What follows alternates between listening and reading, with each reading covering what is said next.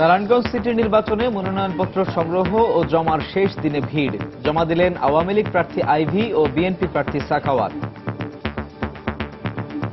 গতবারে যে সুষ্ঠু নির্বাচন হয়েছে সেনাবাহিনীকে ছাড়াই, এইবারও আমি মনে করি মানুষ যদি একাত্মবদ্ধ থাকে তাহলে মানুষই সেনাবাহিনীর ভূমিকা পালন করে। নির্বাচনের যে পরিবেশ, সেই পরিবেশ এখন পর্যন্ত তৈরি হয়নি। লেভেল প্লেইং যে ফিল্ড, সেই লেভেল প্লেইং ফিল্ড তৈরি হয়নি। সব প্রার্থীর জন্য লেভেল প্লেইং ফিল্ড নিশ্চিত করার আবারও আশ্বাস নির্বাচন কমিশনের। আমি রিটার্নিং অফিসার হিসেবে নিশ্চয়তা দিচ্ছি, এখানে অবশ্যই আমরা সুষ্ঠু, অবাধ এবং শান্তিপূর্ণ নির্বাচন অনুষ্ঠান করব। আচরণ বিধিমালাটা মানলে এই ফিল্ড অসমতল হওয়ার কোনো কারণ নাই। দেখছিলেন প্রধান শিরোনাম। দুপুরের সময় সঙ্গে আছি সাজিদ রাজু এবং আমি ফারজানা মুমু। এবার অন্যান্য শীর্ষ সংবাদ। বেগম জিয়ার বিরুদ্ধে নাইকো দুর্নীতি মামলা বাতিল চেয়ে করা লিপ্ত আপিল খারিজ, মামলা চলতে বাধা নেই সর্বোচ্চ আদালতের আদেশ। উখিয়া ও টেকনাফে 177 জন রোহিঙ্গা ও 8টি নৌকা ফেরত পাঠালো বিজিবি। তবে এখনও স্থানীয় দালালদের সহায়তায় অনেকে আশ্রয় নিচ্ছে অবৈধ শরণার্থী ক্যাম্পে। হাইকোর্টের নির্দেশ অনুযায়ী গোবিন্দগঞ্জের সাঁওতালদের বোনা ধান কাটা শুরু করেছে রংপুর সুগার মিল কর্তৃপক্ষ। সংরক্ষণের পর দেয়া হবে আদিবাসীদের। পুরো দমে এগিয়ে চলছে মেট্রো রেল প্রকল্পের ডিপো তৈরির কাজ। সেবা লাইন সরিয়ে নেয়ার কাজ শুরু হওয়ায় দুর্ভোগ চরমে, বিকল্প পথ ব্যবহারের পরামর্শ কর্তৃপক্ষের। এবং 4 বছরেও শেষ হয়নি তাজরিন ফ্যাশন ট্র্যাজেডি মামলার বিচার। রাষ্ট্রপক্ষ আসামি পক্ষের পাল্টাপাল্টি দোষারোপ, ন্যায্য ক্ষতিপূরণ ও দ্রুত বিচারের দাবি বিভিন্ন সংগঠনের।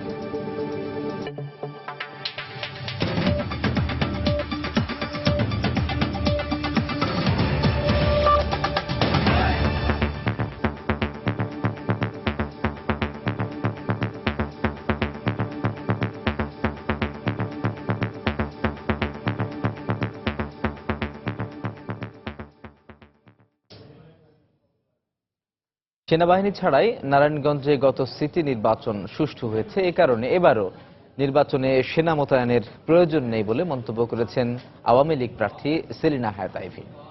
সকালে মনোনয়নপত্র জমা দেওয়ার পর সাংবাদিকদের তিনি একথা বলেন। এর পরপরই মনোনয়নপত্র জমা দিয়ে বিএনপি প্রার্থী সাখাওয়াত হোসেন খান নির্বাচন সুষ্ঠু ও নিরপেক্ষ হওয়া নিয়ে শঙ্কা প্রকাশ করেন। এদিকে আজই মনোনয়ন সংগ্রহ ও জমা দেওয়ার শেষ দিন হওয়ায় রিটার্নিং অফিসারের কার্যালয়ে ছিল ভিড়। নারায়ণগঞ্জ সিটি কর্পোরেশন নির্বাচনে মনোনয়নপত্র জমা দেওয়ার শেষ দিনে বাড়তি চাপ সামাল দিতে নারায়ণগঞ্জ ক্লাব অডিটোরিয়ামে মনোনয়নপত্র জমা নেওয়ার ব্যবস্থা করে নির্বাচন কমিশন। বৃহস্পতিবার সকাল থেকেই উৎসব মুখর পরিবেশে মনোনয়নপত্র জমা দেন 27টি ওয়ার্ডের সম্ভাব্য সাধারণ ও সংরক্ষিত মহিলা কাউন্সিলর প্রার্থীরা। এ সময় এলাকার উন্নয়নে কাজ করার অঙ্গীকার ছিল তাদের কণ্ঠে। রাস্তাঘাট, কালভার্ট, মাদক মুক্ত, নেশা মুক্ত একটা সুন্দর সমাজ গড়ব। নির্বাচনের ডাক এসেছে, আমি অংশগ্রহণ করছি, আমি মানুষের জন্য কাজ করতে চাই। বেলা 11:30টার দিকে মনোনয়নপত্র জমা দিতে আসেন সদ্য বিদায়ী মেয়র ও আওয়ামী লীগ মনোনীত প্রার্থী সেলিনা হায়াত আইভি। এ সময় তার সঙ্গে ছিলেন জেলা আওয়ামী লীগ সভাপতি সহ দলের কয়েকজন নেতা। 22 ডিসেম্বর নির্বাচনে নৌকার জয়ের ব্যাপারে নারায়ণগঞ্জবাসীর সহায়তা চান তিনি। মানুষ যদি একাত্মবদ্ধ থাকে তাহলে মানুষই সেনাবাহিনীর ভূমিকা পালন করে, কারণ মানুষ তার অধিকারের জায়গায় সে অধিকারটা সে দিতে চায় এবং সে অধিকার থেকেই বলতে চাই যে নারায়ণগঞ্জবাসীর জন্য সেনাবাহিনীর এই মুহূর্তে কোনো প্রয়োজন নাই, আমার লক্ষ্য জনতা আমার সেনাবাহিনী। এর কিছুক্ষণ পরেই মনোনয়নপত্র জমা দেন বিএনপি মনোনীত প্রার্থী অ্যাডভোকেট সাখাওয়াত হোসেন। এ সময় সুষ্ঠু নির্বাচন নিয়ে নিজের শঙ্কার কথা জানিয়ে লেভেল প্লেইং ফিল্ড নিশ্চিতের দাবি জানান তিনি। গত নির্বাচনে সেনাবাহিনী নিয়োগের জন্য আবেদন করেছিলাম। আমি বলতে চাই নারায়ণগঞ্জের 65% মানুষ এই বিএনপি তথা ধানের শীষের সমর্থক। যদি নিরপেক্ষভাবে ভোট দিতে পারে অবশ্যই এখানে বিএনপি জয়লাভ করবে ইনশাল্লাহ। এদিকে আসছে এই নির্বাচনে সকল প্রার্থীকে সমান সুযোগ দেওয়া হবে বলে জানান রিটার্নিং অফিসার। সিটি কর্পোরেশন নির্বাচন আচরণ বিধিমালা 2016 এটি প্রার্থীরা মানবেন। আমি তাদের কাছে আহ্বান করছি, এই আচরণ বিধিমালাটা মানলে এই ফিল্ড অসমতল হওয়ার কোনো কারণ নাই, সমতলই থাকবে। এ পর্যন্ত মেয়র পদে 9 জন, সাধারণ কাউন্সিলর পদে 188 জন ও সংরক্ষিত নারী কাউন্সিলর পদে 40 জন মনোনয়নপত্র সংগ্রহ করেছেন। রাশেদ লিমন, সময় সংবাদ, নারায়ণগঞ্জ। নারায়ণগঞ্জের রিটার্নিং কর্মকর্তার কার্যালয়ে আছেন আমাদের সহকর্মী মাহমুদ রাকিব। আমরা সরাসরি চলে যাচ্ছি তার কাছে। রাকিব,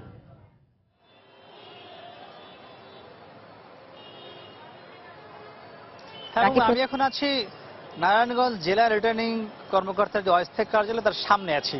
তা আমি যদি আপনাকে জানিয়ে দিই, আগামী 5 বছরের জন্য নারায়ণগঞ্জ সিটি কর্পোরেশন নির্বাচনে কাউন্সিলর, সংরক্ষিত কাউন্সিলর এবং মেয়র হওয়ার জন্য যারা প্রার্থী আছেন তাদের হাতে আর মাত্র 3 ঘন্টা সময় আছে সর্বোচ্চ, তারা মনোনয়নপত্র জমা দিতে পারবেন।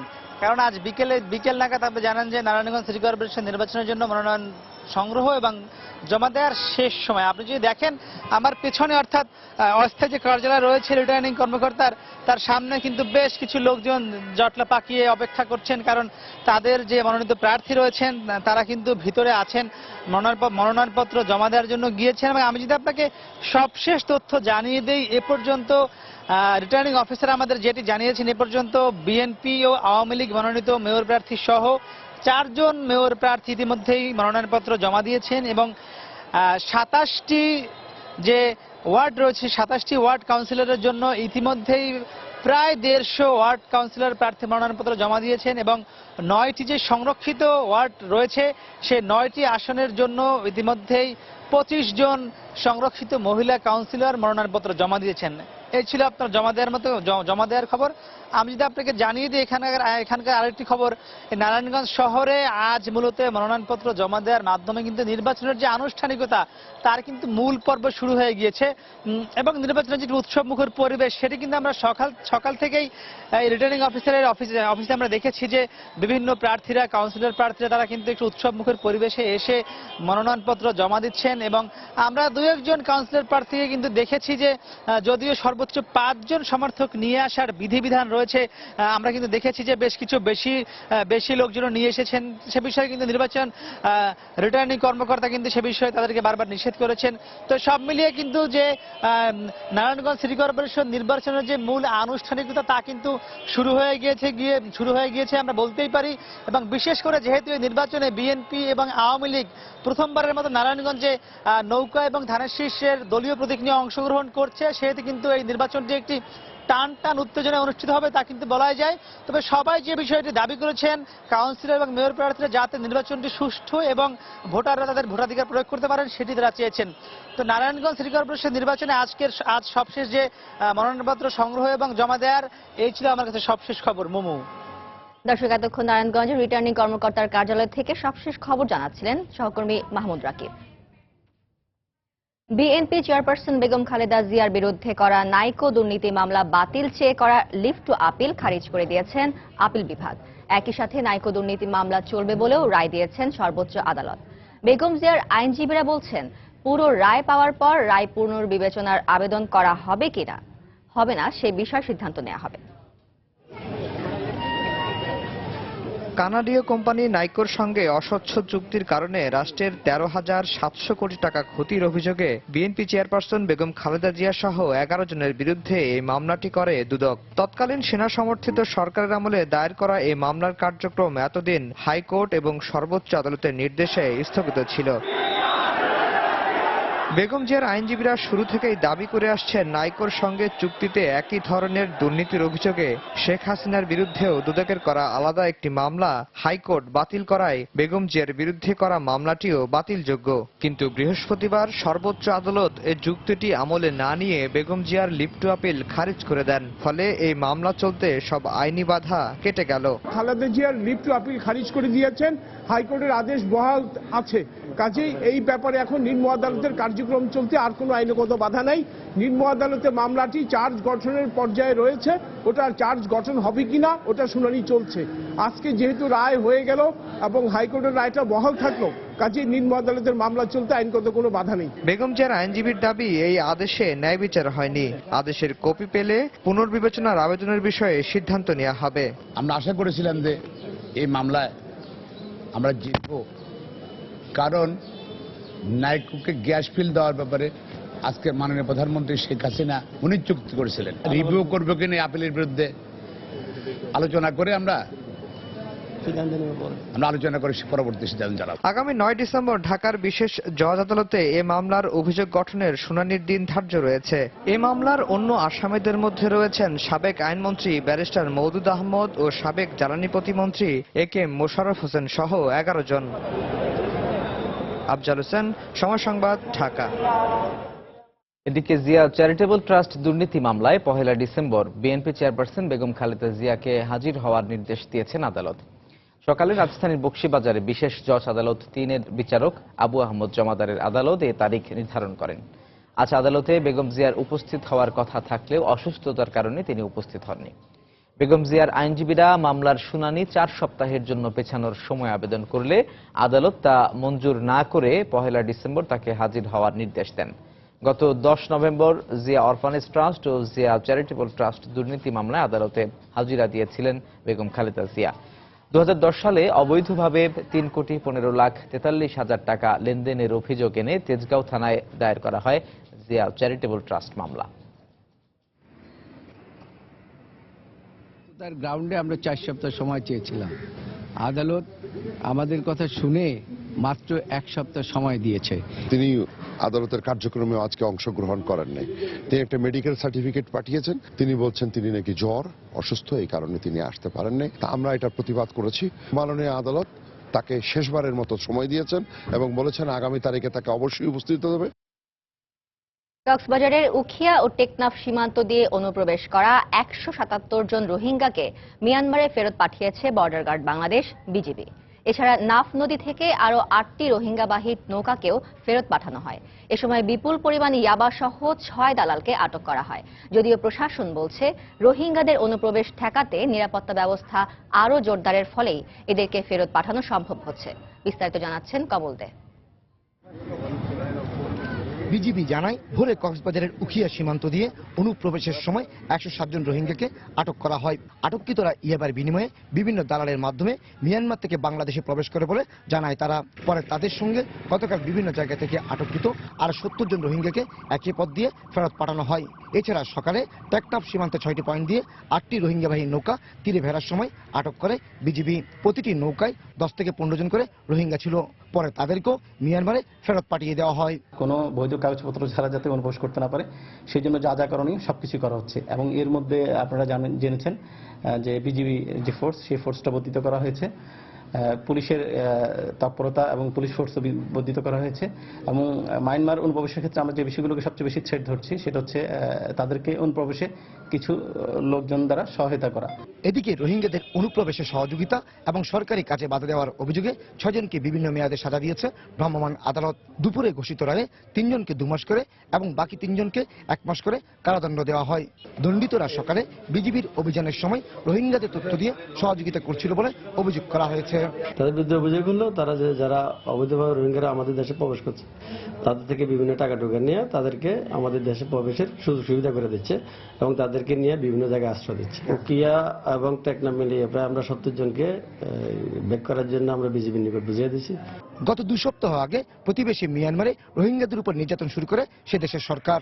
আর এর জের ধরে নিরাপদ আশ্রয়ের সন্ধানে রোহিঙ্গারা বাংলাদেশ সীমান্তে ছুটে আসছে। রোহিঙ্গাদের অনুপ্রবেশ প্রতিরোধের পাশাপাশি দালালদের প্রতিহত করার জন্য স্থানীয়দের প্রতি আহ্বান জানিয়েছে পুলিশ এবং উপজেলা প্রশাসন।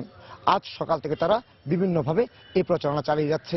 এক্ষেত্রে তাদের দাবি স্থানীয়রা যদি সহযোগিতা না করে তাহলে অনুপ্রবেশ অনেকটা বন্ধ হয়ে যাবে। কক্সবাজারের টেকনাফ থেকে কমল দে, সময় সংবাদ। এদিকে সীমান্তরক্ষী বাহিনী বিজিবি সহ প্রশাসনের কড়া নজরদারির পরও এখনও স্থানীয় দালালদের সহায়তায় অনেকে আশ্রয় নিচ্ছে অনিবন্ধিত শরণার্থী ক্যাম্পগুলোতে। মিয়ানমারের সরকারি বাহিনীর অমানসিক নির্যাতন থেকে বাঁচতে স্থানীয় দালালদের সহযোগিতায় তারা প্রতি রাতে বাংলাদেশে প্রবেশ করছে। গত 2 রাতে অন্তত 200 রোহিঙ্গা নারী পুরুষ অবৈধভাবে বাংলাদেশে প্রবেশের পর আশ্রয় নিয়েছে উখিয়ার কুতুপালং শরণার্থী ক্যাম্পে। সাখাওয়াত ত্রিপুর ক্যামেরায় বিস্তারিত জানাচ্ছেন কমল দে। প্রতি রাতে বিভিন্ন সীমান্ত পয়েন্ট থেকে রোহিঙ্গা বোঝাই অন্তত 12 থেকে 15টি করে নৌকা ফিরিয়ে দিচ্ছে বাংলাদেশের সীমান্তরক্ষী বাহিনী বিজিবি। কিন্তু তারা পুনরায় মিয়ানমারে ফিরে না গিয়ে গোপনে আশ্রয় নিচ্ছে কক্সবাজারের টেকনাফ এবং উখিয়ার রোহিঙ্গা শরণার্থী ক্যাম্পগুলোতে। আইন শৃঙ্খলা বাহিনীর চোখকে ফাঁকি দিয়ে বাংলাদেশে ঢোকার পর দালালদের মাধ্যমে শরণার্থী ক্যাম্পে আশ্রয় পেতে তেমন আর সমস্যা হচ্ছে না। ক্যাম্পে আশ্রয় নেওয়া রোহিঙ্গারা তাদের উপর চালানো মিয়ানমার বাহিনীর নির্যাতনের কাহিনী তুলে ধরেন। দুমুরার গরগুরা দি ফেলার তো পয়েন্টলা বলে ডরে বড় কুলসুই দিরে আল্লাহর মাতে মুসলমানের গিয়া দেশ বলি গদ্দার ফুরাতে ফেলাই না তা গদ্দার ফুরাতে ফেলা তারা বুতে যেন হর তাই কি ওম তো কি নাই আর তুন লরারা সুন্দর করে বাকাতে নদের পানি আয়তো নদন আরো বেশি দুঃখ লানা তো বন্ধ ধরে আত্মীয় স্বজন আছে তাকে না বাত পানি হার হসর তাকে লর হসর তো নষ্ট হয়ে নোয়া আছে এটা ধরো পুরান আছে এডে মানে তারা আইরে হানা পিনা হাই তারা দূর মধ্যে আসর রইজির যে জিয়া তাসি তে দূর আছে এখন। অভিযোগ উঠেছে দালালরাই রোহিঙ্গা বোঝাই নৌকাগুলোকে বিজিবির নজরদারি কম রয়েছে এমন সীমান্ত পয়েন্টগুলো চিনিয়ে দিচ্ছে, আর ওইসব পয়েন্ট দিয়ে রাতের অন্ধকারে বাংলাদেশে প্রবেশ করে তারা। তারা ওই নীলা এবং হোয়াইটং ইউনিয়ন থেকে অনুপ্রবেশ করছে, পরে তারা ওই কুতুবালং ক্যাম্পে চলে আসার সময় রাস্তাটা কিন্তু আমার উপর দিয়ে আছে, আমার ইউনিয়ন থেকে আসতে হচ্ছে তাদের কুতুবালং আসতে হলে। সমস্যাটা ওইটাই। আমরা এরকম ভাবে শুনছি যে আর আসতেছে, দেন আমরা বিভিন্নভাবে পুলিশ টহলটা জোরদার করে আমাদেরকে গ্রেফতার করছি। সীমান্তরক্ষী বিজিবির এই অঞ্চলের প্রধানও রোহিঙ্গাদের অনুপ্রবেশের ক্ষেত্রে দালালদের তৎপরতার বিষয়টি স্বীকার করলেন। এরা কিন্তু যদি এমন হতো মানবিক কারণে 12,500 করে টাকা নিচ্ছে, তো 12,500 করে টাকা নিয়ে একজনকে আনতেছে ওই পার থেকে, এবং ওই পারে যে পার করতেছে সেও 12,500 টাকা নিচ্ছে, এটা কি তাহলে মানবিক হলো নাকি ব্যবসা হলো? কক্সবাজারের টেকনাফ এবং উখিয়া শরণার্থী ক্যাম্পগুলোতে বৈধভাবে অবস্থানরত 30,000-এর পাশাপাশি অবৈধ বসবাসকারী রোহিঙ্গার সংখ্যা 5 লাখের বেশি। মিয়ানমারে রোহিঙ্গাদের উপর নির্যাতন শুরু হওয়ার পর থেকে বাংলাদেশের সীমান্ত জুড়ে কিছুটা গুমট পরিস্থিতি বিরাজ করছে। প্রশাসনে করা নজরদারি সত্ত্বেও কিছু কিছু রোহিঙ্গা প্রবেশ করছে বাংলাদেশ সীমান্তে এবং তারা আশ্রয় নিচ্ছে এ ধরনের আনরেজিস্টার্ড ক্যাম্পগুলোতে। এই কতুপালং আনরেজিস্টার্ড ক্যাম্পে এসেও তার নজির পাওয়া গেল। উখিয়ার কতুপালং আনরেজিস্টার্ড ক্যাম্প থেকে কমল দে, সময় সংবাদ। দুপুরের সময় আরো থাকছে জালিয়াতির মামলায় পলাতক সিলেটের ব্যবসায়ী রাকিব আলী ভারতে গ্রেপ্তার, আজই বাংলাদেশের কাছে হস্তান্তর। এবং আজ থেকে সারা দেশে একযোগে শুরু হলো আয়কর সপ্তাহ। 30 নভেম্বরের পর ব্যক্তি শ্রেণীর করদাতাদের রিটার্ন দাখিলের সময় আর বাড়বে না, বলছে এনবিআর।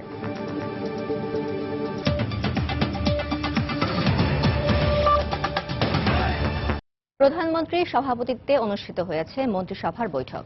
সকালে প্রধানমন্ত্রীর কার্যালয়ের মন্ত্রিপরিষদ কক্ষে এ বৈঠক অনুষ্ঠিত হয়। বৈঠকে অর্থমন্ত্রী আবুল মাল আব্দুল মুহিত, শিল্পমন্ত্রী আমির হোসেন আমু, বাণিজ্যমন্ত্রী তোফায়েল আহমদ, স্বরাষ্ট্রমন্ত্রী আসাদুজ্জামান খান সহ মন্ত্রিপরিষদের সদস্যরা উপস্থিত ছিলেন। এ সময় বিভিন্ন মন্ত্রণালয়ের সচিবরাও ছিলেন।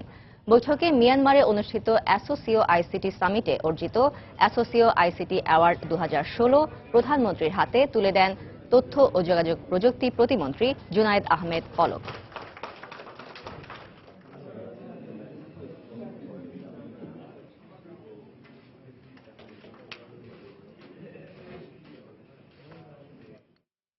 উচ্চ আদালতের নির্দেশ অনুযায়ী গাইবান্ধার গোবিন্দগঞ্জে সাঁওতালদের বোনা ধান কাটা শুরু করেছে রংপুর সুগার মিল কর্তৃপক্ষ।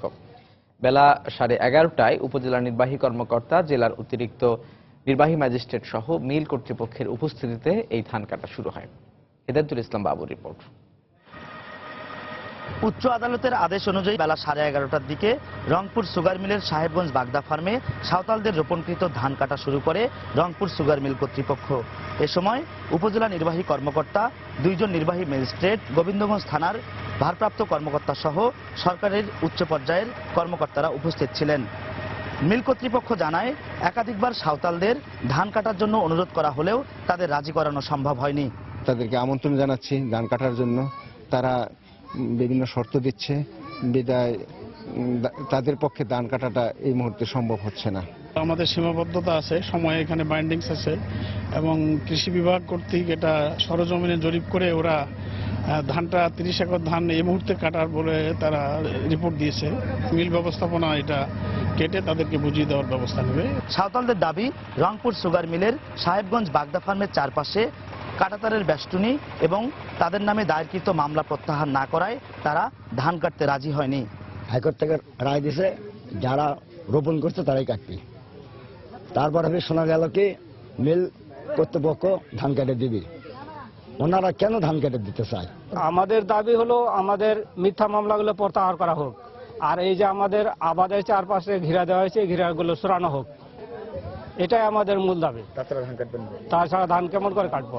সাঁওতালদের পক্ষ থেকে রংপুর সুগার মিলের সাহেবগঞ্জ বাগদা ফার্মে তাদের রোপণকৃত 145 একর জমির ধান কাটার আদেশ চেয়ে উচ্চ আদালতে রিটের প্রেক্ষিতে আদালত সাঁওতালদের ধান কেটে নেয়ার নির্দেশ দেন। নির্দেশে বলা হয় সাঁওতালরা তাদের নিজেদের ধান কেটে নেবে অথবা মিল কর্তৃপক্ষ ও প্রশাসন ধান কেটে তাদের বুঝিয়ে দেবে। হেদায়েতুল ইসলাম বাবু, সময় সংবাদ, গোবিন্দগঞ্জ, গাইবান্ধা। জালিয়াতির মামলায় পলাতক সিলেটের ব্যবসায়ী রাগিব আলীকে ভারতে গ্রেফতার করা হয়েছে। দুপুরে সুতারকান্দি চেকপোস্টে তাকে বাংলাদেশে পুলিশের কাছে হস্তান্তরের কথা রয়েছে। এর আগে গত 12 নভেম্বর ভারতে পালিয়ে যাওয়ার সময় তার ছেলে আব্দুল হাইকে গ্রেফতার করে ইমিগ্রেশন পুলিশ।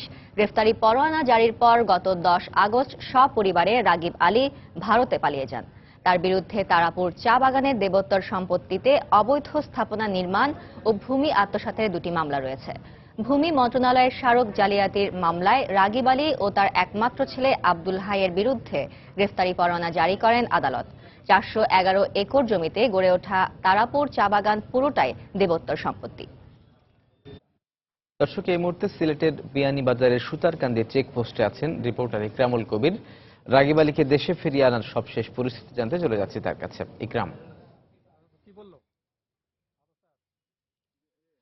রাজু, আমি এখন দাঁড়িয়ে আছি সেটা হচ্ছে কি সুতারকান্দি সীমান্ত যেটা চেকপোস্ট, সেখানে দাঁড়িয়ে আছি। এটা বিয়ানীবাজার, সিলেটের বিয়ানীবাজার উপজেলাধীন একটি চেকপোস্ট। আপনারা দেখতে পাচ্ছেন যে আমার এই যে ডানে যারা আছেন তারা হচ্ছে আমাদের বিজিবির পক্ষ থেকে ওনারা তৈরি হয়ে আছেন। কিছু সময়ের মধ্যেই বিএসএফ হস্তান্তর করবে এই যে জালিয়াতি মামলার পলাতক রাগিব আলীকে হস্তান্তর করবে। আমি একটু রাজু আপনাকে এই মামলা সংক্রান্ত তথ্য একটু দিতে চাচ্ছি। সেটা হচ্ছে কি যে ভূমি মন্ত্রণালয়ে একটি স্মারক জালিয়াত করে তারাপুর চা বাগানকে ওনার দখলে নেওয়ার যে একটি মামলা হয়েছিল 2005 সালে বিশ্বনাথ সামলা, এই মামলারই 10 জুলাই এই বছরই 10 July PBI police bureau of investigation যে চার্জশিটটা দিয়েছিল সেই চার্জশিট 10 আগস্ট গ্রহণ করে রাগিব আলী সহ ওনার ছেলে, ওনার মেয়ের জামাই এবং 2 জন কর্মকর্তা এবং এই সেই তারাপুর চা বাগানের সেবায়েতের বিরুদ্ধে এই 6 জনের বিরুদ্ধে গ্রেফতারি পরোয়ানা জারি করে 10 আগস্ট। এই 10 আগস্ট বিকেলেই রাগিব আলী তার এই 6 জনকে নিয়ে ভারতে পালিয়ে যায় এবং ভারতে পালিয়ে যাওয়ার পরে 12ই জুলাই ওনার ছেলে যে আব্দুল হাই ও দেশে প্রবেশ করে এবং দেশে প্রবেশ করার পরেই ওনাকে গ্রেফতার করা হয়। আজকে ঘটনাটা একটু বলি। করিমগঞ্জ ইমিগ্রেশনের কাছে যে 3 মাসের মেয়াদ ছিল ভিসার, এই 3 মাসের মেয়াদ গত 10 জুলাই শেষ হয়ে যায়। এই 10 জুলাই শেষ হয়ে যাওয়ার পর করিমগঞ্জ ইমিগ্রেশনের কাছে রাগিব আলী এসে সেই ভিসার মেয়াদ নবায়ন করার জন্য আসেন এই করিমগঞ্জ ইমিগ্রেশনের কাছে। তখন যেহেতু 10 তারিখ মেয়াদ শেষ হয়ে গেছে, আরো কিছুদিন পার হয়ে গেছে, সেই ক্ষেত্রে ওনাকে গ্রেফতার করে করিমগঞ্জ ইমিগ্রেশন পুলিশ। সেই পুলিশে গ্রেফতার করে আসাম পুলিশের কাছে হস্তান্তর করে। আসাম পুলিশের পক্ষ থেকে পরবর্তীতে আসাম পুলিশ বিএসএফ এর কাছে হস্তান্তর করে, বিএসএফ বিজিবির কাছে হস্তান্তর করবে এবং তারপর পুলিশের বিয়ানীবাজার পুলিশের কাছে হস্তান্তর করবে, বিয়ানীবাজার পুলিশ হস্তান্তর করবে বিশ্বনাথ পুলিশের কাছে। এইভাবে আজকে আদালতে তোলা হবে বিকেল বেলা। এই হচ্ছে গিয়ে আইনি প্রক্রিয়াগুলো। এখন আমরা অপেক্ষায় আছি। কথা রয়েছে বেলা 2:30 থেকে 3টার মধ্যে রাগিব আলীর কে হস্তান্তর করা হবে, এই শিল্পপতি রাগিব আলীকে হস্তান্তর করা হবে এবং সেই সময় আমরা রাজু আপনার মাধ্যমে সময় সংবাদ দর্শকদের কাছে সরাসরি চলে যাব সেই হস্তান্তর প্রক্রিয়াটা দেখানোর জন্য। এই পর্যন্ত রাজু এই সুতারকান্দি সীমান্ত এলাকা থেকে রাগিব আলীর হস্তান্তরের প্রক্রিয়ার সর্বশেষ খবর। সিলেট থেকে আমাদের সঙ্গে যোগ দিয়েছিলেন সহকর্মী ইকরামুল কবির। রাজধানীর উত্তরার দিয়াবাড়িতে এগিয়ে চলছে মেট্রো রেলের ডিপো তৈরির কাজ। সেই সাথে মেট্রো রেল প্রকল্পের আওতায় নগরীর রাস্তাগুলোর নিচে থাকা বিভিন্ন সেবা সংস্থার লাইন স্থানান্তরের কাজও চলছে। এতে করে সড়কে সৃষ্টি হচ্ছে যানজট, নাকাল হচ্ছেন রাজধানীবাসী। মেট্রো রেল কর্তৃপক্ষের দাবি ভোগান্তিকে সর্বনিম্ন পর্যায়ে রেখেই কাজ চালিয়ে নেওয়া হচ্ছে। বিস্তারিত এমআর আমিনের রিপোর্টে।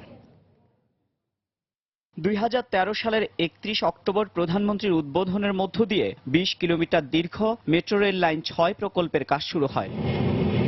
প্রকল্পটির 8টি প্যাকেজের মধ্যে 5টির প্রস্তাবনা গ্রহণ ও 2টির আওতায় ভায়াডাক্ট ও স্টেশন কনস্ট্রাকশনের জন্য দরপত্র আহ্বান করা হয়েছে। প্রথম প্যাকেজের প্রায় 15% কাজ সম্পন্ন হয়েছে।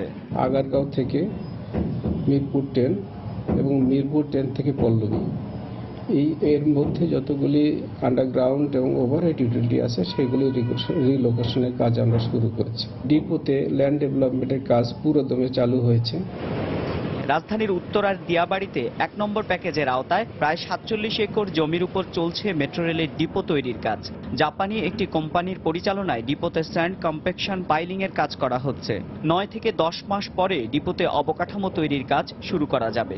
প্রথমত হচ্ছে স্যান্ড কম্প্যাকশন পাইলিং, দ্বিতীয় হচ্ছে পিভিডি বা প্রিফ্যাব্রিকেটেড ভার্টিক্যাল ড্রেইন এবং তৃতীয় হবে ডাইনামিক কম্প্যাকশন। 44,000 পাইল হবে।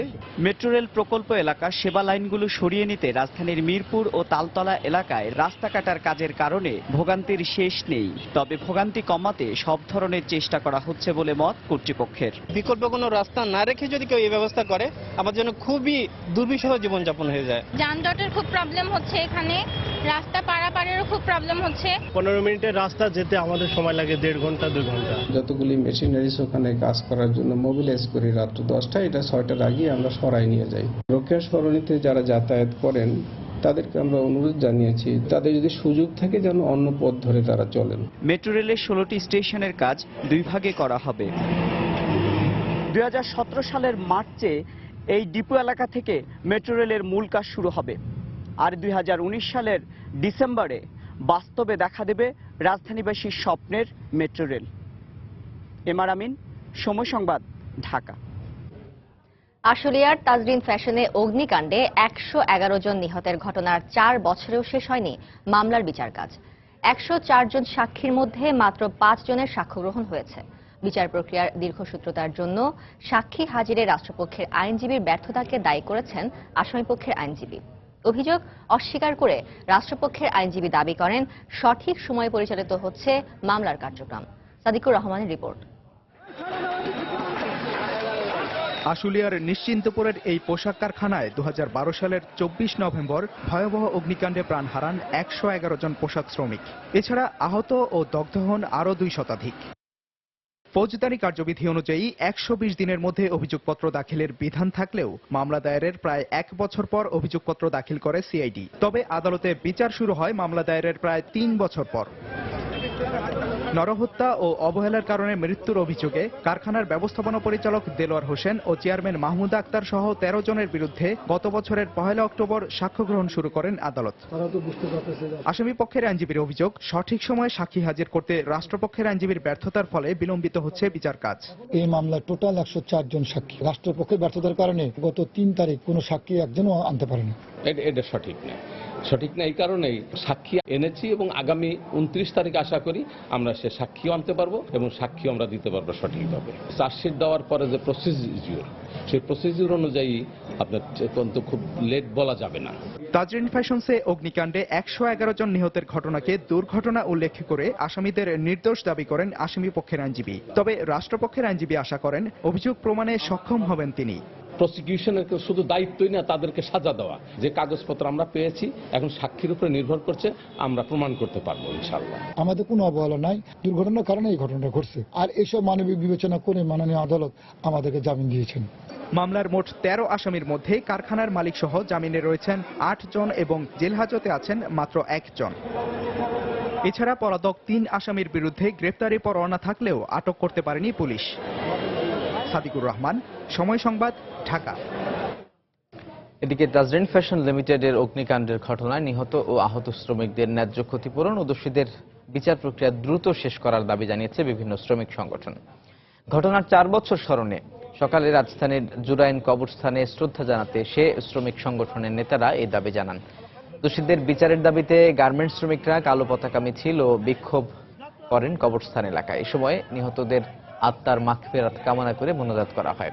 এরপর শ্রমিক ও নেতারা দাবি আদায়ে জাতীয় প্রেস ক্লাবের সামনে মানববন্ধন কর্মসূচি পালন করেন। মানববন্ধনে ক্ষতিগ্রস্ত শ্রমিক পরিবারের পুনর্বাসন ও আহতদের সঠিক চিকিৎসার দাবি জানান তারা। যতক্ষণ পর্যন্ত একটি দৃষ্টান্তমূলক শাস্তি না হবে ততক্ষণ পর্যন্ত কিন্তু মালিকদের এই অবহেলা বন্ধ হবে না। মালিকরা সবসময় চাচ্ছে যে সুযোগ বের করে কোনো না কোনোভাবে শ্রমিকদেরকে এই দুরবস্থার মধ্যে নিপতিত করা। আমরা আজকে দাবি করছি যে আইএলও কনভেনশন 121 অনুযায়ী তাজরিন গার্মেন্টসে যারা নিহত হয়েছেন, যারা পঙ্গুত্ব বরণ করেছেন, যারা হতাহত হয়েছেন, তাদের ক্ষতিপূরণ দিতে হবে। শ্রমিক কল্যাণ ফাউন্ডেশন থেকে কিছু আর্থিক সহায়তা দিয়ে তাদেরকে সুচিকিৎসা ব্যবস্থা করা এবং যে সমস্ত ক্রেতারা আছে তাদেরকেও এই ব্যাপারে ইনিশিয়েটিভ নিতে হবে। জাতীয় পার্টির চেয়ারম্যান হুসেইন মোহাম্মদ এরশাদের বিরুদ্ধে দায়েরকৃত রাডার ক্রয় সংক্রান্ত দুর্নীতি মামলা আগামী 31শে মার্চের মধ্যে সম্পন্ন করার নির্দেশ দিয়েছেন হাইকোর্ট। সকালে বিচারপতি এম এনায়েতুর রহিম ও JB-M হাসানের সমন্বয়ে গঠিত হাইকোর্টের দ্বৈত বেঞ্চ এই আদেশ দেন। একই সঙ্গে নির্ধারিত সময়ের মধ্যে মামলা বিচার সম্পন্ন করে হাইকোর্টের প্রতিবেদন দাখিল করতে বিচারিক আদালতকে নির্দেশ দেওয়া হয়। 1992 সালের 4 মে এরশাদ সহ অপর আসামিরা ক্ষমতার অপব্যবহার করে আর্থিক সুবিধা নিয়ে বেশি দামে যুক্তরাষ্ট্রের একটি কোম্পানির রাডার কেনেন। এতে সরকারের প্রায় 64 কোটি আর্থিক ক্ষতি হওয়ায় তৎকালীন দুর্নীতি দমন ব্যুরো এই মামলা দেয়। রাজধানীর মিরপুর থেকে ইয়াবা তৈরির মেশিন ও কাঁচামাল সহ 5 জনকে আটক করেছে ঢাকা মহানগর গোয়েন্দা পুলিশ।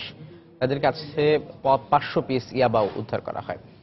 সকালে ডিএমপির মিডিয়া সেন্টারে সংবাদ সম্মেলনে গোয়েন্দা পুলিশ জানায় এই চক্রটি ঘন্টায় 50,000 পিস ইয়াবা তৈরির লক্ষ্য নিয়ে এই মেশিন স্থাপন করছিল। তাদের কাছ থেকে ইয়াবা তৈরির মূল উপাদান সহ বিভিন্ন ধরনের উপাদান উদ্ধার করা হয়। পুলিশ জানায় ইয়াবা প্রবেশ বন্ধে দেশের বিভিন্ন সীমান্তে কড়া নজরদারি থাকায় এই অপরাধী চক্র দেশের ভেতরেই কারখানা স্থাপন করে ইয়াবা প্রস্তুত ও বাজারজাতকরণের চেষ্টা করছিল। আসামিদের মধ্যে একজন বিশ্ববিদ্যালয় পড়ুয়া রসায়ন বিভাগের ছাত্র। বিভিন্ন রাসায়নিকের মিশ্রণে ইয়াবা বানানোর মূল কারিগর হিসেবে সে কাজ করছিল বলে দাবি পুলিশের। যারা এই চক্রটার সাথে জড়িত তো ওরা নিজেরা লোকাল প্রোডাকশনে চলে গিয়েছে। তো লোকাল প্রোডাকশনে গিয়ে এটার যে কেমিক্যালস আছে এর মধ্যে একজন যে ধরা পড়েছে সে ইউনিভার্সিটির কেমিস্ট্রির স্টুডেন্ট। তো সে এই সমস্ত কেমিক্যাল বিষয়গুলোতে যথেষ্ট এক্সপার্ট। তারা মেশিনারিজ দিয়ে এই টোটাল প্রক্রিয়াটা সম্পন্ন করবে এবং তাদের টার্গেট প্রতি ঘন্টায় 50,000 পিস ইয়াবা ডায়াস থেকে বের হবে। আত্মসাৎকৃত অর্থ ফেরত দিলে দোষীরা ক্ষমা পেয়ে যাবে। দুর্নীতি দমন কমিশনের এই ধরনের সিদ্ধান্তকে এখতিয়ার বহির্ভূত বলে মনে করেন বিশ্লেষকরা। তারা বলছেন কাউকে ক্ষমা করার আইনগত কোনো ক্ষমতা নেই দুদকের। এদিকে মানবিক দিক বিবেচনায় এই ধরনের সিদ্ধান্ত নেওয়া যেতে পারে মন্তব্য করে দুদকের আইনজীবী বলছেন অপরাধীকে রেহাই দেওয়ার কোনো সুযোগ নেই আইনে। বেলায়েত হোসাইনের রিপোর্ট। আত্মসাতের মামলায় অপরাধ প্রমাণিত হয়েছে এবং আপনারা সুপারিশও করেছেন মামলা দায়ের করার জন্য অথবা চার্জশিট দেওয়ার জন্য, কিন্তু কমিশন অনেকটা নমনীয় হয়ে যারা টাকা আত্মসাৎকৃত টাকা যারা ফেরত দিচ্ছে সেই সংস্থায় আমরা সেক্ষেত্রে কিন্তু সেই ব্যক্তিকে আমরা অপরাধ প্রমাণিত, কিন্তু কমিশন নমনীয় যেহেতু সে টাকা ফেরত দিচ্ছে আমরা তাকে কিন্তু ক্ষমা করে দিচ্ছি। সোমবার প্রতিষ্ঠাবার্ষিকীর অনুষ্ঠানে কর্মকর্তাদের উদ্দেশ্যে দেওয়া দুদক কমিশনারের এমন বক্তব্যের পর প্রশ্ন উঠেছে এই সিদ্ধান্তের আইনগত ভিত্তি নিয়ে। বিশ্লেষকরা বলছেন এই ধরনের সিদ্ধান্ত নেওয়ার কোনো এখতিয়ারই নেই দুদকের, এটা পুরোপুরি নির্ভর করছে আদালতের উপর। এটা আদালতের এখতিয়ার যে আদালত কাকে কি পরিমাণ সাজা দেবে, কোথায় নমনীয় হবে কোথায় নমনীয় হবে না, সেই ক্ষেত্রে আবার দুদক কি অবস্থান নেবে সেটা দুদকের বিষয়। কিন্তু এই যে আদালতের কাজটা আমি কাউকে ছাড় দিয়ে দেব নমনীয় হব এই কাজটা তো দুদক করতে পারে না। দুদক আদালতকে বলতে পারে সর্বোচ্চ শাস্তি না করে উনার সর্বনিম্ন শাস্তি দেন বা শাস্তি কমিয়ে দেন, কারণ উনি টাকা ফেরত দিয়েছেন, উনি অনুশোচনা করেছেন, আমাদের তদন্তে সাহায্য করেছেন। আর কোনো ক্ষমতা নাই দোষী নির্দোষ বিচার করে দোষী বিচার করে আমাকে শাস্তি দেওয়ার, অর্থাৎ তার ক্ষমা করার কোনো প্রশ্নই আসে না। এদিকে দুদকের এই জ্যেষ্ঠ আইনজীবী মনে করেন মানবিক দিক বিবেচনায় এমন সিদ্ধান্ত নেওয়া গেলেও আইনে অপরাধীকে ছাড় দেওয়ার কোনো সুযোগ নেই। যেহেতু আত্মসাৎকৃত টাকা ফেরত দিয়েছে সেই কারণে তাদেরকে আর ওনার ভাষায় ক্ষমা করে দিচ্ছেন। এই ক্ষমার কোনো সুযোগ আইনে কোথাও নাই। তবে এই ক্ষমা বলতে বোঝাচ্ছে উনি তাদের বিরুদ্ধে আর প্রসিকিউশন করা হবে না, প্রসিকিউশন চালানো হবে না। এটা দুদক সিদ্ধান্ত নিতেই পারে, আইনে তাদের কমিশনের সিদ্ধান্ত নেওয়ার ক্ষমতা আছে। বাট আমার ব্যক্তিগত মতামত হলো তার যে একটা অসৎ উদ্দেশ্য ছিল সেটা প্রমাণিত হয়ে গেল, কাজেই টাকাটা রিকভারি হলো, এবং সঙ্গে সঙ্গে তার তো কিন্তু বিচার হলো না। আমি মনে করি তার বিচার হওয়া উচিত। সাম্প্রতিক সময়ে দুদকের প্রতি মানুষের যে আস্থা তৈরি হয়েছে, এমন সিদ্ধান্ত থেকে সরে না আসলে সে আস্থায় আবারও সংকট দেখা দিতে পারে বলে মনে করেন বিশ্লেষকরা। বিলায়েত হোসাইন, সময় সংবাদ, ঢাকা। দুপুরের সময় আরো থাকছে। থ্যাঙ্কসগিভিং ডে উপলক্ষে যুক্তরাষ্ট্র জুড়ে উৎসবের আমেজ। জঙ্গি হামলার আশঙ্কায় নিরাপত্তা জোরদার।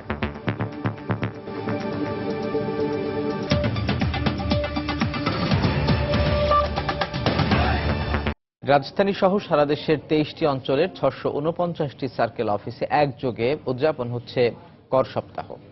সকাল থেকে রাজধানীর 15টি কর অঞ্চলে বেশ উৎসব মুখর পরিবেশে আয়কর রিটার্ন দাখিল করছেন করদাতারা। মেলার মতোই সুবিধা থাকায় সন্তোষ প্রকাশ করেছেন তারা। করদাতাদের সুবিধার্থে কর অঞ্চলে অধীনস্থ সার্কেল অফিসগুলোতে বুথ স্থাপন করা হয়েছে রিটার্ন দাখিলের জন্য। এ কারণে মেলার পরিবেশেই করদাতারা রিটার্ন জমা দেওয়ার সুযোগ পাচ্ছেন। কোনো ঝক্কি ঝামেলা ছাড়াই রিটার্ন জমা নিচ্ছেন রাজস্ব কর্মকর্তারা। রাজধানী ঢাকা ছাড়াও বিভাগীয় শহরে নানা আয়োজনে কর সপ্তাহের উদ্বোধন করা হয়েছে।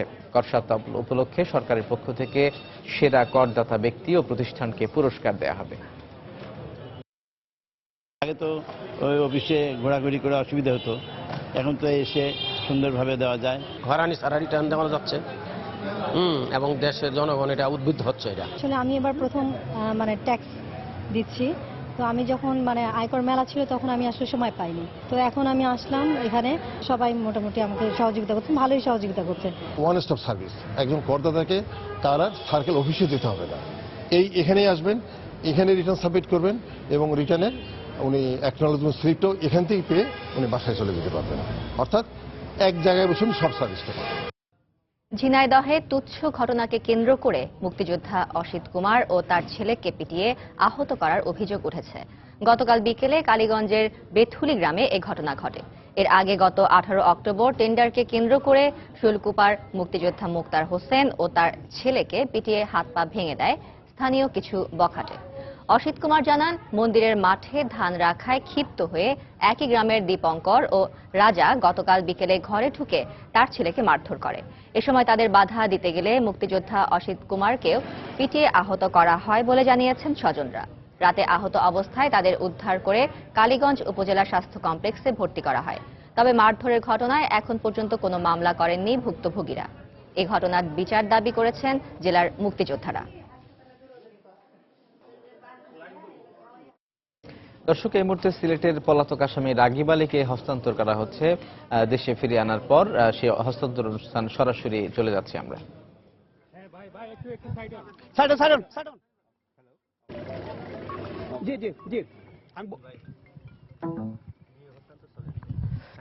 ওকে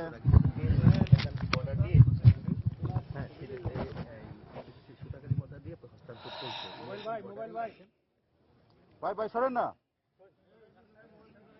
হ্যাঁ, চলছে মিনিট খানেকের মধ্যে হয়ে যাবে। জাস্ট বর্ডারে চলে আসবে, বাংলাদেশ জাস্ট বর্ডারের পাশে।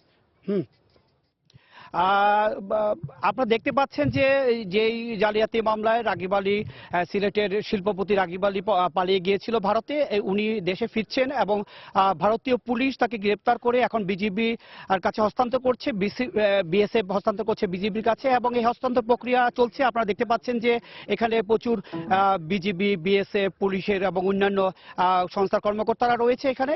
এখন যে জিনিসটা হচ্ছে সেটা হচ্ছে গিয়ে বিএসএফ হস্তান্তর করছে বিজিবির কাছে এবং বিজিবি আবার এই একই জায়গায় হস্তান্তর করে দিচ্ছে পুলিশের কাছে। এখানে যেহেতু এই জায়গাটি হচ্ছে গিয়ে বিয়ানীবাজার থানার অধীনে, এখন বিয়ানীবাজার থানার পক্ষ থেকে রাগিব আলীকে গ্রহণ করা হচ্ছে এই সুতারকান্দি বর্ডারে। ওই পারে হচ্ছে সুতারকান্দি, এই পারে হচ্ছে গিয়ে শেওলা। এই ঠিক আমরা এখানে যেখানে দাঁড়িয়ে আছি এই সেই একেবারে দুই দেশের সীমান্তবর্তী মধ্য একটি জায়গায় দাঁড়িয়ে আছি। আপনারা দেখতে পাচ্ছেন যে বিজিবির পক্ষ থেকে পতাকা উত্তোলন করা হয়েছে।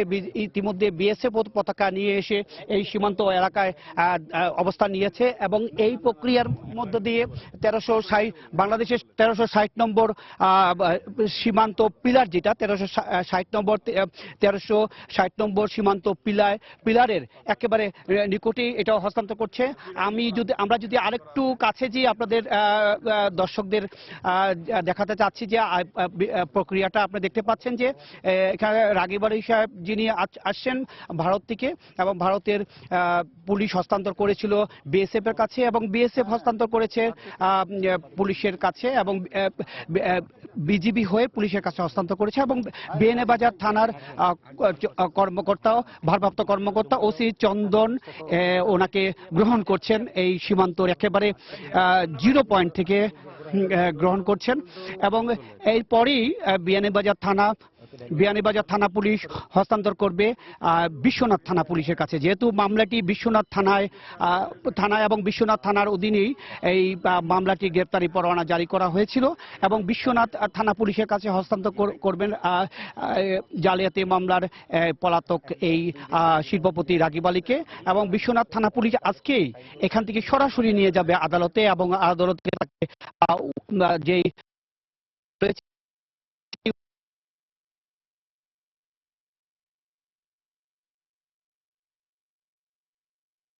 চেষ্টা করব এই জায়গা থেকে এই বিয়ানীবাজার যে সীমান্ত, এই সুতাকান্দি সীমান্ত থেকে একেবারে আদালত পর্যন্তই ওনার সাথে সাথে গিয়ে ও একবার আদালতের প্রক্রিয়া এই দর্শকদের দেখানোর জন্য।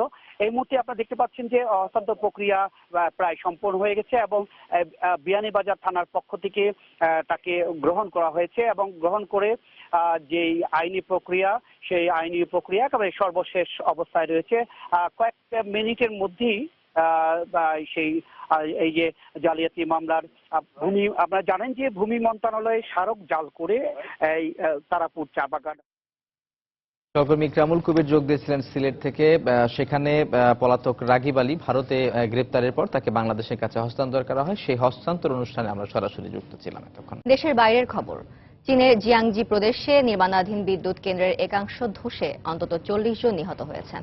দেশটির রাষ্ট্রীয় গণমাধ্যম সিনহুয়ার বরাত দিয়ে রয়টার্স জানিয়েছে, বৃহস্পতিবার সকালে বিদ্যুৎ কেন্দ্রটির নির্মাণাধীন কুলিং টাওয়ার ধসে পড়ে এই দুর্ঘটনা ঘটে। ধ্বংসস্তূপের নিচে এখনো বহু শ্রমিক আটকে আছে। তাদের উদ্ধারে অন্তত 100 উদ্ধারকর্মী চেষ্টা চালাচ্ছে। নিহতের সংখ্যা আরও বাড়তে পারে বলে আশঙ্কা করা হচ্ছে।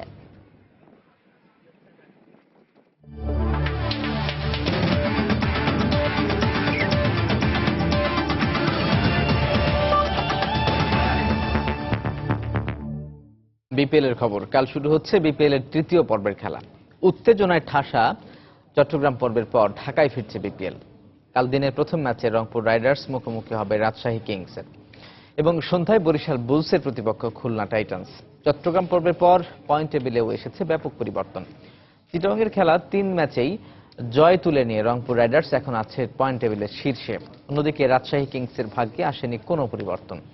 ঢাকা পর্বের পর চিটাগংয়ে শুধু ঢাকা ডায়নামাইটসকে হারিয়েছে ড্যারেন স্যামির দল। প্লে অফের সমীকরণে টিকে থাকতে পরের ম্যাচগুলো খুব গুরুত্বপূর্ণ তাদের জন্য। এছাড়া চট্টগ্রামে এবারের আসরে প্রথম জয়ের দেখা পেলেও এখনও টেবিলের তলানিতেই আছে কুমিল্লা ভিক্টোরিয়ান্স। তবে ঘরের মাঠে খেলা 5 ম্যাচের 3টিতে জয় পেয়ে চিটাগং ভাইকিংসের প্লে অফে খেলার সম্ভাবনাও বেশ উজ্জ্বল।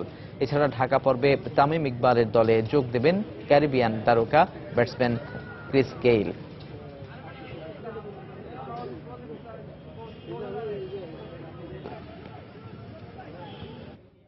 দুপুরের সময় এই পর্যায়ে শীর্ষ সংবাদ জানিয়ে দিচ্ছি আরেকবার। নারায়ণগঞ্জ সিটি নির্বাচনে মনোনয়নপত্র সংগ্রহ ও জমার শেষ দিনে ভিড়। জমা দিলেন আওয়ামী লীগ প্রার্থী আইভী ও বিএনপি প্রার্থী সাখাওয়াত। বেগম জিয়ার বিরুদ্ধে নাইকো দুর্নীতি মামলা বাতিল চেয়ে করা লিভ টু আপিল খারিজ। মামলা চলতে বাধা নেই, সর্বোচ্চ আদালতের আদেশ। উখিয়া ও টেকনাফে 177 জন রোহিঙ্গা ও 8টি নৌকা ফেরত পাঠালো বিজিবি। তবে এখনও স্থানীয় দালালদের সহায়তায় অনেকে আশ্রয় নিচ্ছে অবৈধ শরণার্থী ক্যাম্পে। হাইকোর্টের নির্দেশ অনুযায়ী গোবিন্দগঞ্জের সাঁওতালদের বোনা ধান কাটা শুরু করেছে রংপুর সুগার মিল কর্তৃপক্ষ। সংরক্ষণের পর দেয়া হবে আদিবাসীদের। এবং জালিয়াতি মামলায় পলাতক সিলেটের ব্যবসায়ী রাগিব আলীকে ভারতে গ্রেপ্তারের পর বাংলাদেশের কাছে হস্তান্তর। এই ছিল দুপুরের সময়। যে কোনো খবর পেতে ভিজিট করুন সময় নিউজ.tv। সঙ্গে থাকুন সময়।